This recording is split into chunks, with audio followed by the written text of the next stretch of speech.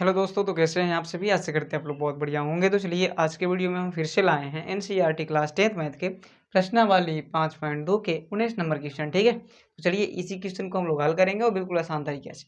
आप मेरे वीडियो में लास्ट तक बनिएगा, जिससे कि आपको हम हर एक टॉपिक आपको सिखा सके बढ़िया से। ठीक है ना, चलिए ध्यान से देखिएगा, आपको हर एक पॉइंट बढ़िया समझ में आ जाएगा। ठीक है ना, चलिए आइए देखिए ध्यान से। कहता क्या है ना, चलिए हम क्वेश्चन पढ़ लेते हैं किताब से, है कि नहीं। चलिए ध्यान से। कहता है सुब्बा राव ने 1995 में 5,000 के मासिक वेतन पर कार्य आरंभ किया। मतलब सुब्बा राव एक व्यक्ति है जो 5,000 वेतन पर अपना काम को स्टार्ट करता है।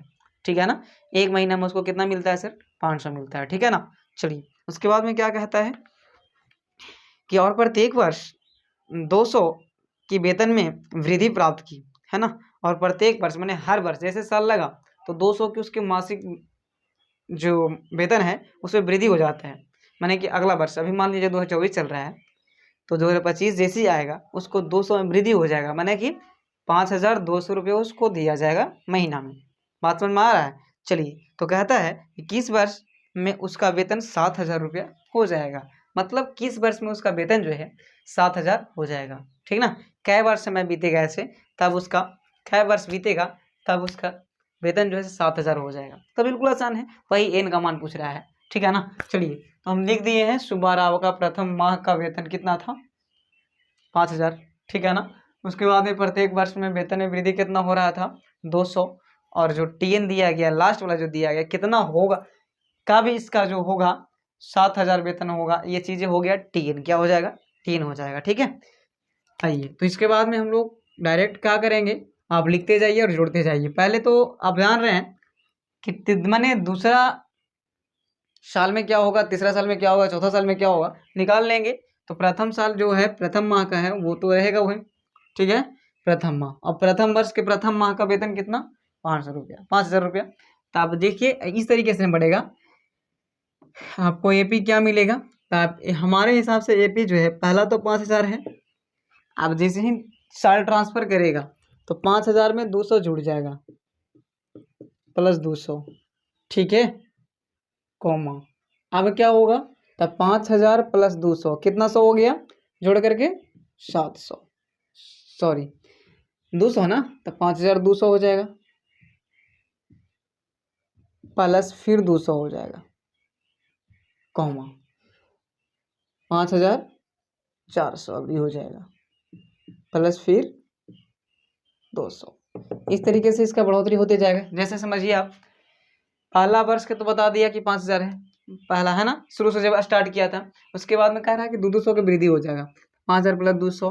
फिर यहाँ 5,000 में 200 जोड़ेंगे तो कितना? 700 5,200 हो जाएगा। आप देखिए ध्यान से, 5,200 तब 5,200 में जब जोड़ेंगे 200 था ना, अब आगे वृद्धि होगा तो इससे क्या प्राप्त होगा हमको? तो पहला तो 5,000 होगा, 5,200 हो जाएगा, फिर 5,400 हो जाएगा, फिर 5,600 हो जाएगा। इस तरीके से क्या होगा, बढ़ते चला जाएगा। जैसे देखिए ना, पहला में हुआ ना 5,000, उसके बाद में 5,000 में 200 जोड़ दिया गया तो 5,200 हो गए। ठीक है, अब 5,200 में 200 फिर जोड़ेंगे तो 5,400 हो जाएगा।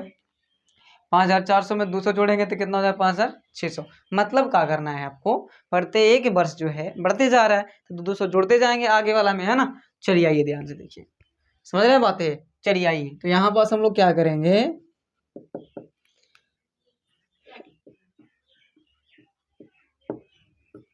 ए का मान तो हो गया 5,000।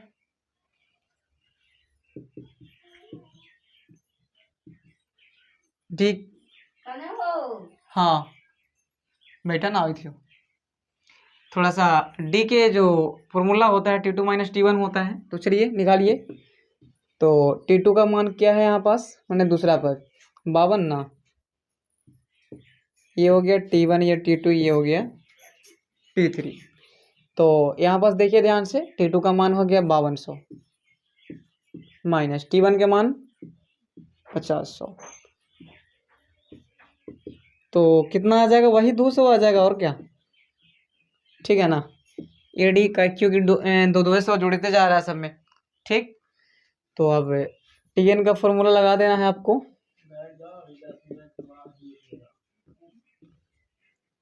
टीएन का मान वहां पास दिया गया 700 नहीं 7000। ए का मान कितना है 5000 ना, प्लस एन का मान नहीं है, और डी का मान आपके पास 200 आया। ठीक, 700 5000 का 5000 हो जाएगा, प्लस एक कम करते हैं, ऐसा कर लेते हैं कि 200 उधर है ना, चलिए तो गुना कर लें, 200 एन हो जाएगा माइनस 200। ठीक, गुना करके एन में करेंगे 200 तो 200 एन, और एक में करेंगे 200 से तो माइनस 200। चलिए 700 बराबर 500, यहाँ 5000 है ना, और माइनस 200 तो कितना हो जाएगा, तो 4800 प्लस 200 एन। ठीक, चलिए तो 7000 माइनस 4800 बराबर 200 एन। ठीक ना, अब 7000 में कट जाएगा कितना, 4800, तो आपको पता है कितना बचेगा, तो 10 में से 8 गया तो कितना बचे, पहले तो 2 को 0 हो जाएगा, 0 के 0, 10 में से 8 गया 2 बचेगा, यहाँ पास 6, 6 में से 4 2, यानी कि 2200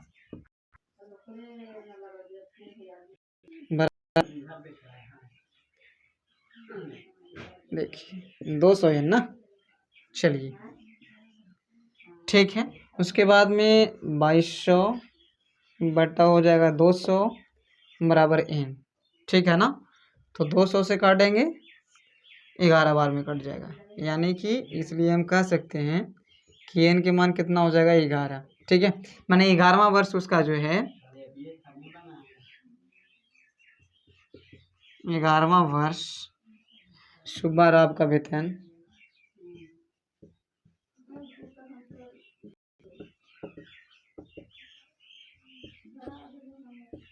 सुब्बा राव का वेतन कितना हो जाएगा, 7000 हो जाएगा, हो जाएगा। ठीक है, आपको पता चला, मतलब एन का मान निकालना था इसमें। ठीक है ना, तो ऐसे करेंगे, ये वीडियो आपको बहुत बढ़िया से समझ में आ गया होगा। ठीक है।